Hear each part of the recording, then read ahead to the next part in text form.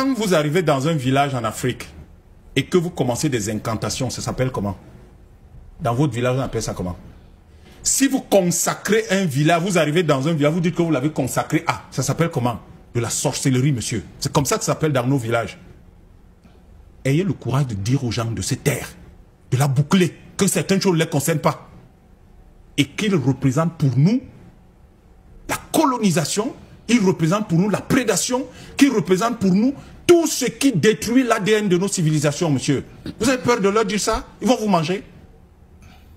Ces gens-là, leur pratique de tous les jours là, leur sorcellerie qu'ils font chez nous là, parce que les pratiques qu'ils appellent religieuses, c'est pour eux. Chez nous, ce qui vient d'ailleurs ne l'est pas forcément, on ne l'appelle pas forcément comme ça. Si vous arrivez dans un village africain, vous consacrez ce village à quelqu'un ou à quelle soit une divinité, une personne, ça s'appelle de la sorcellerie. Des gens sont arrivés dans notre pays, on dit qu'ils ont consacré notre pays à Marie. Ça veut dire qu'ils ont fait de la sorcellerie sur notre pays. Et vous avez peur d'eux? De leur dire que c'est des sorciers? C'est à force d'avoir peur de dire la vérité aux gens que notre pays n'avance pas, monsieur. Donc, excusez-moi, quand des sorciers se permettent de prendre la parole sur mon pays, je ne suis pas d'accord. Les problèmes de l'Afrique sont beaucoup plus graves que ça. Vous avez des types qui sont arrivés ici, sont allés à Marie-Amber, ils ont fait de la sorcellerie. Ils répètent ça tous les jours, 5 fois. Et vous, vous êtes là, vous êtes à dire que c'est des citoyens normaux. Il va falloir que l'Église catholique clarifie sa position chez nous. Les histoires, les escroqueries qu'ils font dans le monde là. Un jour, ça va s'arrêter en Afrique. Ils sont quoi? Une association? C'est une association. Si c'est une association, ils se soumettent aux règles des associations chez nous. Si c'est un État, puisqu'ils ont un ambassadeur chez nous, il faut qu'on s'entende. Notre président de la République, je parle sous le contrôle de celui qui est dans le parti qui est au pouvoir. J'imagine qu'il se connaît mieux. Et d'ailleurs, c'est quelqu'un qui est passé par l'IRIC. Notre président n'accrédite pas du tout des représentants d'associations comme ambassadeurs. Donc, il faut que l'Église catholique sache, nous dise exactement ce qu'elle est. Si c'est une association, ils n'auront plus droit à avoir un ambassadeur chez nous. Si c'est un État, ça veut dire que toutes leurs activités sont des activités de multinationales. Auquel cas, ils payent les impôts normalement. Et regardez-moi des gens qui sont là, qui vous parlent de paix, qui vous parlent d'intégrité démocratique. Monsieur, la démocratie, c'est l'élection d'abord. La démocratie est d'abord économique. Vous voyez des types qui pillent nos pays, ils sont là, ils ont nos terres. Vous ne leur dites pas la vérité. Dans mon livre Porte Bokibon, je fais une proposition simple. La terre ne se vend pas dans nos traditions, on y accède par mise à disposition. Donc, si les terres appartiennent non pas à l'État qui n'a conquis aucune terre, qui n'a acheté aucune terre, parce que sinon ce serait le prolongement de la colonisation, c'est ça que les colons ont fait quand ils sont arrivés chez nous. Ils ont pris les terres. L'État n'a pas pris nos terres. L'État n'a conquis aucune terre au Cameroun, n'a acheté aucune terre au Cameroun, aucune terre légitimement, historiquement, anthropologiquement ne lui appartient. Les terres sont les terres de nos nations historiques. Auquel cas, puisque vous pouvez faire valoir vos titres fonciers à la banque pour avoir de l'argent, alors nos terres, c'est notre capital, monsieur. Donc, l'Église catholique qui gagne de l'argent 5 fois par jour en faisant les messes dans ses églises, qui a des écoles, qui a des collèges, des universités, qui a des hôpitaux. D'ailleurs, les universités auxquelles n'accèdent, c'est-à-dire que les pauvres versent 25 francs, 50 francs de cotisation, ils construisent des universités, mais aucun fils de pauvre n'entre là, puisque la pension, c'est des centaines de milliers de francs, parfois en millions. Est-ce que gens-là, vous soutenez quoi là? Il faut leur dire la vérité et leur demander d'aller se cacher un peu. Et donc, ils perçoivent de l'argent, nos terres, c'est notre apport en capital. Tout ce qu'ils perçoivent là, il faut qu'ils reversent 35%, ils sont dans le service, ils reversent 35% aux propriétaires de ces terres historiques. Ça va sortir les gens de la misère et on aura moins de bavardage. Vous venez de dire, ouais, le pays est pauvre, le pays est pauvre. L'Église catholique fait quel chiffre d'affaires chez nous? Sur nos terres, ils reversent combien à nos populations? Il faut leur dire la vérité, il faut leur parler sérieusement, arrêtez de faire des courbettes devant eux. Personne ne doit avoir peur de ces gens-là. Pas dans notre pays, pas dans le pays de Oumiobe. Des gens vivent sur nos terres, gagnent de l'argent, roulent carrosse et viennent bavarder, raconter que le peuple est pauvre. Mince, pourquoi ils ne reversent pas 35% au moins de ce qu'ils gagnent à nos peuples? Pourquoi ils ne font pas ça? Le peuple serait déjà un peu moins pauvre. Un peu moins pauvre. Alors eux, ils vivent, ils roulent carrosse ici et ils demandent à notre peuple d'aller au paradis. Notre peuple ne leur a pas demandé le paradis, il n'y a même pas de mots pour dire ça dans nos langues. On ne leur a pas demandé ça. Pas du tout. Donc, les histoires qu'ils racontent, il ne faut pas seulement prendre le fait journalistique. Il faut prendre qu'est-ce que ces gars-là représentent. Ces gars-là représentent, aux yeux des vrais Africains, l'image, la personnification, la pérennisation de la colonisation. Ils sont arrivés ici dans des bateaux de militaires. Ils venaient faire quoi avec des bateaux de militaires? La plupart des prêtres qu'on a eu ici étaient des anciens militaires dans les armées européennes. Ça veut dire qu'ils sont arrivés ici. Je ne vais pas répéter le fameux discours du roi Léopold. Ils sont venus ici faire quoi? Continuer à piller nos... Ils sont venus ici aider, organiser, détruire l'ADN de notre civilisation, fragiliser les mécanismes de défense de nos peuples pour que leur pays pille nos ressources, monsieur. Et ils ont fait quoi? Exactement ce qu'ils ont fait en 1960. On a pris ceux qui ne se sont pas battus pour nos indépendances. C'est eux qui dirigent nos pays. Et donc, vous avez une armée de gens qui doivent plier la colonne de résistance de nos peuples tous les jours. Et comme ça, ça facilite l'exploitation des cerveaux, l'exploitation des ressources, etc. Et ils ont le toupet de pérenniser la sorcellerie qu'ils ont fait à Marie-Ambert et... Wix, eine Plattform für jede Website. Grenzenloses Erstellen. De venir nous donner des leçons sur comment notre pays est pauvre, il est riche.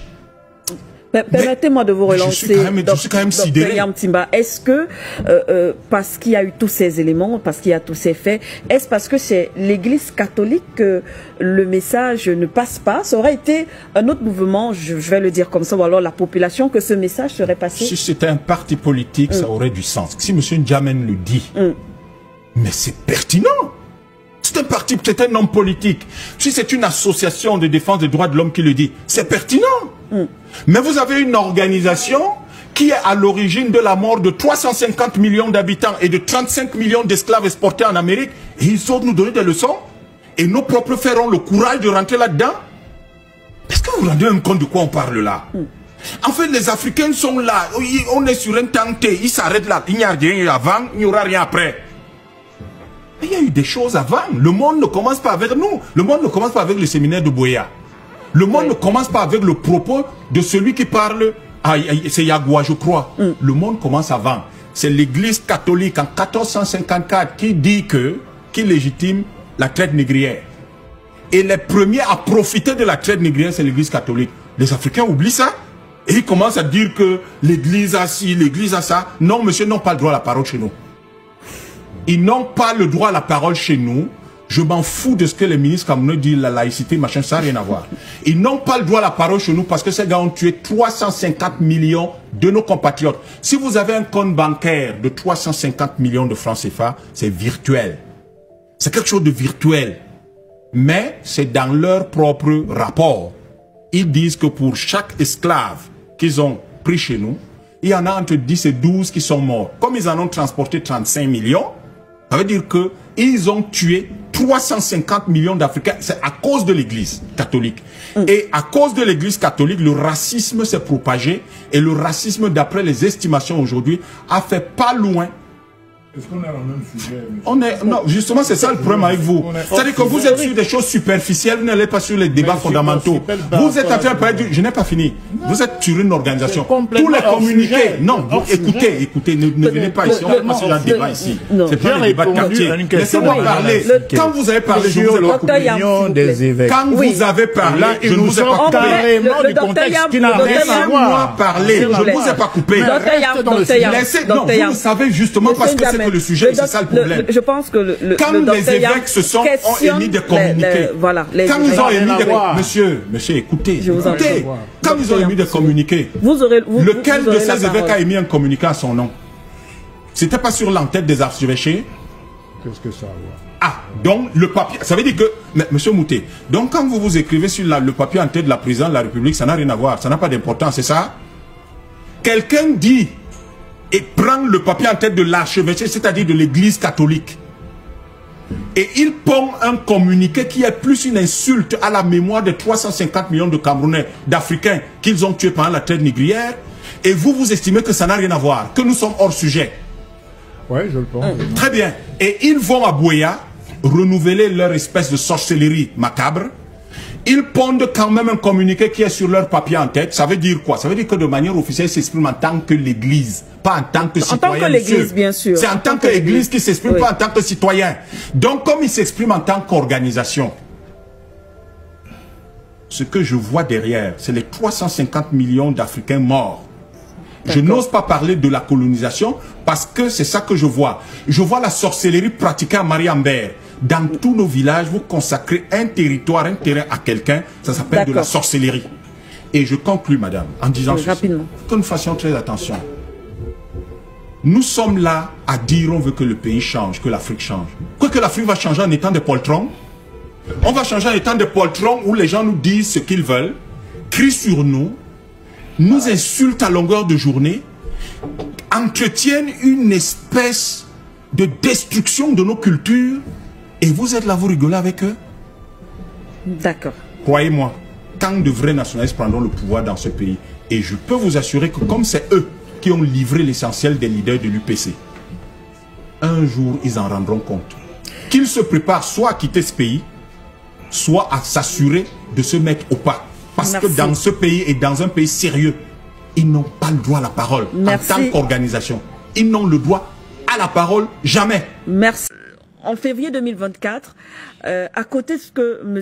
Moutet vient de rappeler, effectivement, sur ce plan, si je peux le dire, technique, si on peut le dire ainsi, économique même, en février 2024, c'est le gouvernement camerounais qui rappelait, je peux le dire ainsi, à l'ordre, je sais pas, cette société de distribution d'électricité, pour que, voilà, qu'elle veille à ce que les Camerounais reçoivent l'électricité, parce que je pense que c'est un droit, c'est un service que l'État, bien sûr, doit aux Camerounais, vous allez me corriger, mais l'État mettait en avant le risque de grogne sociale.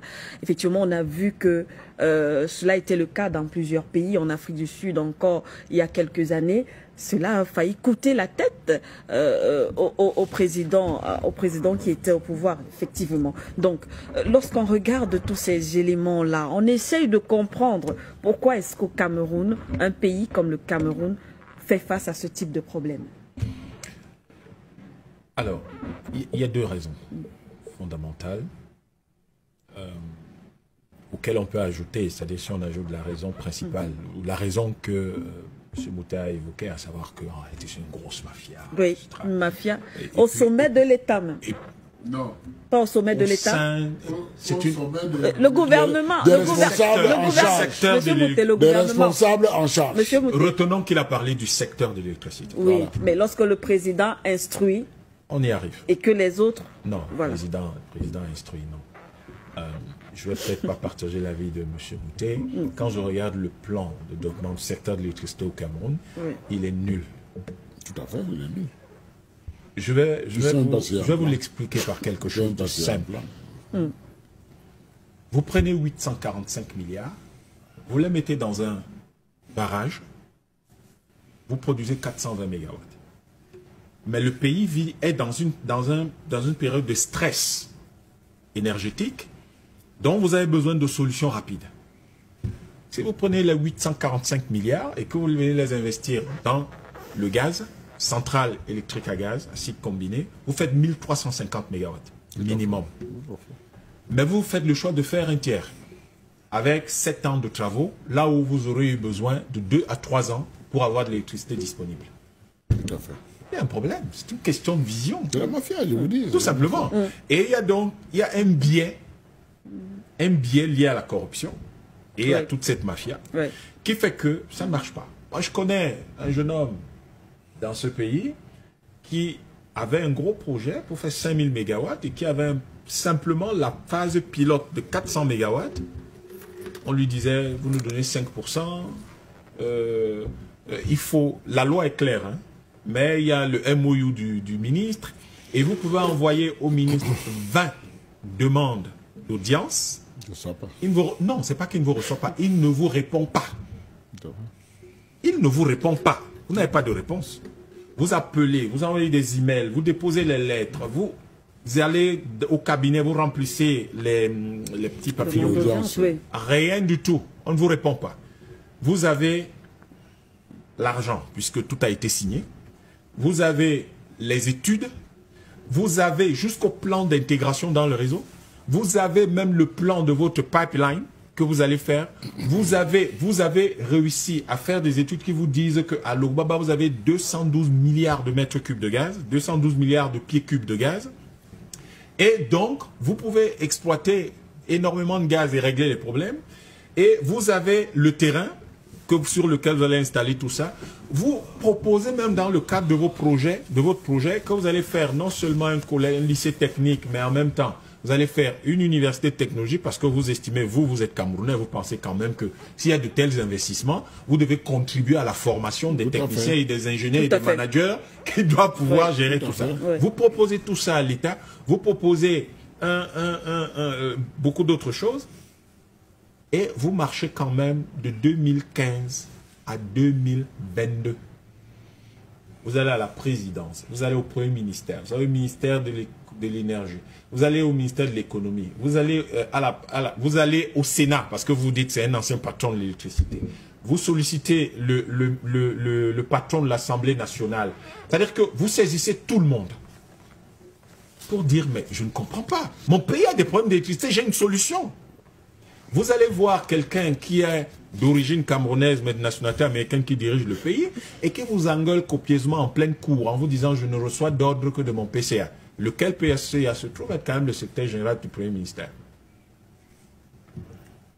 Et vous vous dites, mais il y a quelque chose que je ne comprends pas. Alors donc, mais le PCA, lui, il est le patron d'une entreprise étrangère. Donc, pour que j'ai un contrat d'achat d'électricité, c'est des étrangers qui doivent pouvoir me signer ça, mais via quand même probablement une main Cameroun. Enfin, vous ne comprenez pas très bien comment le secteur est organisé. Vous produisez de l'électricité chez vous, mais c'est un étranger qui vous donne l'autorisation.